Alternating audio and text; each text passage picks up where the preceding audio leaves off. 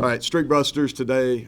That was kind of the motivation this week. So we talked about really two things: is finishing and finishing well. It says a lot about who you are collectively, but more importantly, it speaks to who you are as a man. And every time you have an opportunity to suit up and play, it's part of your resume, and you should never waste one of those. And our guys definitely didn't today. I thought played extremely hard, played physical. In about as bad a conditions as you can play in. But talking about Streak Busters, been since 2014, since West Virginia had beaten Oklahoma State, way too long.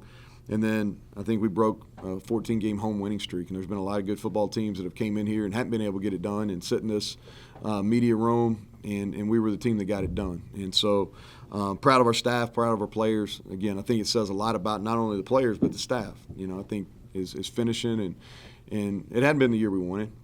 It's not really the time to reflect. We'll do something postseason and kind of reflect and talk about that.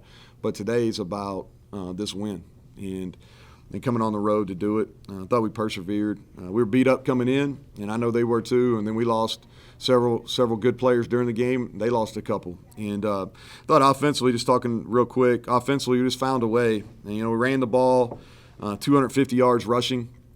Jalen Anderson, who we really like, and we've talked about him a lot the last 2 weeks. He's come on, and he's got a bright future. He's got to continue to mature, but I think he showed some real signs, and, that he's got a patient running style, but he was able to break two big ones. I thought our tight ends did a nice job. Both Palende had a rough one on a 3rd and short, but he bounced back, him and Traylon Davis. And then our offensive line we got a chance to be good. We got to work to get those guys to come back, and I think they will. But you're talking about 3 guys that are playing first-team all-league level, Wyatt Milam, Zach Frazier, and Doug Nestor. And the other guys are coming along. Tomas Rimac, who's a redshirt freshman, right tackle by committee, Hubbard and Yates, but they've gotten better as the year comes back, and all those guys got eligibility left. And then Nico, he's a guy we had the plan to play him. He got in there. He's a little probably anxious is probably the best word to use. We're going to put him in the 3rd drive of the game. We did that. But he comes in the first drive once Garrett got knocked out of the game on. I got to figure out what targeting is. If y'all know that, let me know. But Nico comes in and he manages the game. And if you look at his stats, he ran the ball okay. He made a couple throws, made a huge throw on 3rd down versus 0 blitz. I thought that showed his talent. But he managed the game, and it is pouring down rain. We're playing on national TV on the road in his first extensive action, and he showed. And, he wasn't ready early in the year. He really wasn't. And it wasn't within the last, 3 or 4 weeks that we felt like, man, he's really, you could tell in practice. And I think it's a credit to what we do from a developmental standpoint of the reps he's getting. He's getting about, 60 to 70 live reps a week, where he's got to make plays, and he's gotten better. And I thought he showed some real maturity today coming in and winning a football game. Defensively, I think it was just gritty. Secondary, we had guys down, and they've been maligned all year, and some of that fairly. But, here we go, man. They made, some nice plays on deep balls in that last drive. 3 really nice plays on the ball. And to get out of that game defending the pass, we've made some improvements. We're nowhere near where we want to be, and like I said, we'll talk more about that later. But I thought we played the run really well. Kind of bent. They hit a few, but we had a lot of no gains and a lot of TFLs, and I thought our D line showed up today. And Jordan Jefferson's had a great year. I think he's had an all-league year. Dante, in his last game, I don't know if his record will ever be broken. The most games ever played by a Mountaineer. I don't know if that'll ever be broken, but I thought he showed up big today, and I was happy to see that. And then special teams, they came after us punting, and Ollie dropped the last one, which the good thing for him, that'll be forgotten because it didn't end up not having an effect on the game, and he showed some athleticism getting it out. But if you look at what he did, they pressured him all night, and we averaged 44 yards a punt. They've got a really good punt returner. We didn't allow him to get loose. And we pinned them inside the 20 a couple different times. So, and then I thought our Casey Legg and, our Operation Brinkman, Legg, and Colt McGee, they bounced back. The field goal there was big. We were up by 2. To get to a 5-point, that was big. And then they made their PATs. And it's tough sledding. There's water kind of standing on the field, and the balls, you only get 10 balls now, and those balls by late in the game were getting wet. So I thought they did a nice job. So good team win. Happy for them. Be a fun plane ride back. So with that, questions? As you're looking at the weather forecast and putting together what you're going to do, what the guys are expecting, how much does that affect that? And then when you get here and see the conditions, how much adjustment? No, we knew it. I think I said this maybe to Tony on the radio show on Tuesday night. I looked at, Sunday or Monday morning, I was driving in, and I was stopped at a stoplight, and I'll check the weather in Stillwater. So I look at it. Oh, it's going to be 60 and sunny. That'll be nice. All right.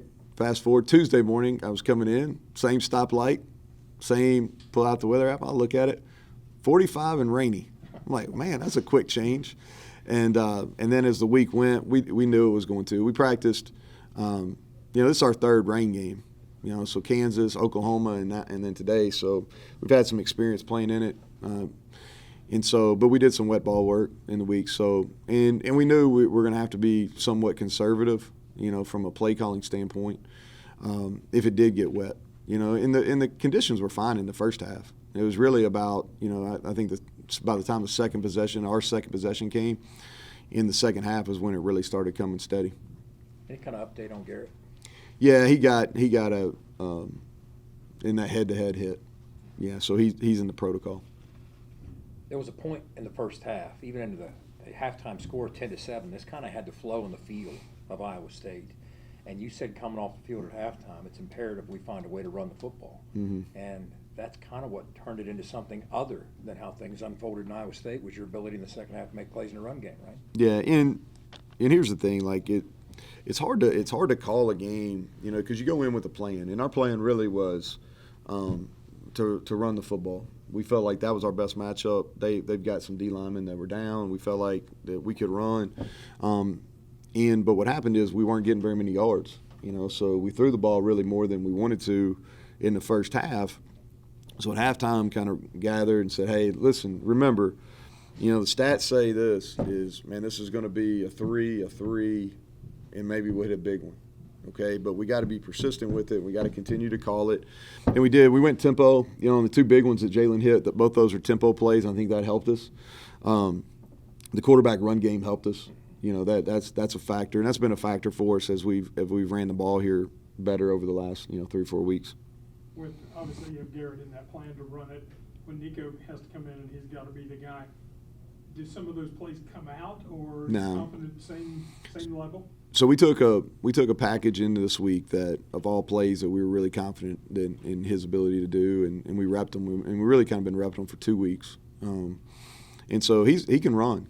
He's a different runner. Garrett's really fast and probably more elusive, but Nico can run. He runs well, and he's strong. He's 225 pounds, give or take, how Thanksgiving went.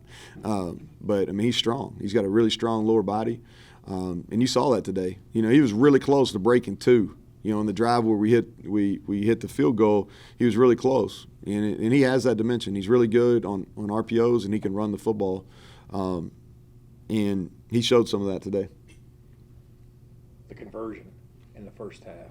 Did Malachi think it was incomplete? That's what I don't know. You'll have to I can't explain that one.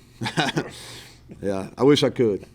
I know he made 2 nice plays on deep balls in the last drive. I wish I could explain that one. I can't explain the unexplainable. And you took a shot to Bryce, with the conversion on the line there. You singled him up in coverage and tried to make a play, right? Yeah, we just overthrew it, man. I really felt pretty good about it. I really wanted to get a couple more go balls called there in the second half because he throws a nice ball, and I felt they were sitting on everything, and I felt like we could run by them. And so the thought process there is I knew they had another timeout, but I also knew that they were double-edged pressure, and it didn't matter what personnel group we got. It was going to be really hard to run the football. And the other thing is I didn't really want to mess with kind of a quarterback read where you had to pull it. That's what they did. That's how they fumbled the ball earlier in the game. And so I said, hey, if they have one timeout, they have one timeout. We had all 3. If we needed to use them and put together a last drive, we could have. And so I was like, hey, if we hit it, we're going to win it. because we could have just kneed it and got out of there. But that was kind of the thought process. Talk about the pressure that you put on Rangel today. It not only the 4 sacks, but he looked confused at times. Some of you were throwing looks at him. Well, we didn't know he was going to play, so we put our plan together to play Sanders. We didn't know he was going to play, and I can't remember, is he a true freshman or a redshirt freshman? Yeah, true freshman, and it's tough. You know what I mean? Like, it's really tough. And how many times they drop back and try to throw it? 42. We threw it 23. And it's pouring down rain. We had good pass rush. We tried to mix up our coverages. I do think that he's talented. He did a really good job. They had some drops. They had some just misses. I thought he did a good job of figuring out where he had some one-on-one matchups, and he threw to him, even on the last drive. And so the kid's going to be a really good player. I don't think people understand what you do, but I don't think in general people understand how hard it is to go play as an 18-year-old against grown people, and sophisticated looks that you're not necessarily seeing in high school. And what I'd say about the third downs, on paper it's 4-15, but those were a couple pretty big ones involved in those 4. The one that stands out is Nico's conversion when they brought the 6-man pressure, showed cover 1. He sliced that thing in there to Bryce. Made a nice read. Yeah, that's the one I was talking about, and that shows you what he's capable of. He knew he was getting pressure. He knew he was getting a gap, and he took his drop, stepped up, and delivered the football. And I think that shows you. I'm glad our fan base got to see that. And people are going to watch this and go, why didn't you play him earlier? Well, to me, here's the problem. And this is some of why we didn't play Garrett really early too. Is if you play guys before they're ready at that position, if you play them before they're ready, man, and things don't go well, you may never get them back as far as from a confidence standpoint. And he went out there today in the second half fully confident. Not only in his ability, he's always been confident in his ability, but how to run the team. And we motioned and shifted a bunch, which puts a lot of pressure on the quarterback. Thought he handled the 4-minute situation pretty decent, And he went out there and could look at the defense, understand what they're trying to do, And in this weather, he didn't make any mistakes. He didn't make any mistakes that affected our ability to win the game. And I'm not sure that had been the case early in the year. And so he's matured and he's worked. And like I said, proud of him. I'm proud of him. He's patient. He's been a great teammate all year. And the future's bright for him. The way things are changing in the college game, now you've got a little bit different preparation for recruiting your team again and recruiting. Do you have your plan kind of together with that next couple of weeks? Yeah, it'll be the next couple of days. We'll just kind of finalize those things. We're going to enjoy this one for a day, and I've been really I've made a point. Y'all have heard me say this probably to nauseam a little bit, but I've really been stressing our guys, and I've been doing the same, and say let's be where our feet are. Let's finish the year. This isn't the record that we want, but let's finish the year.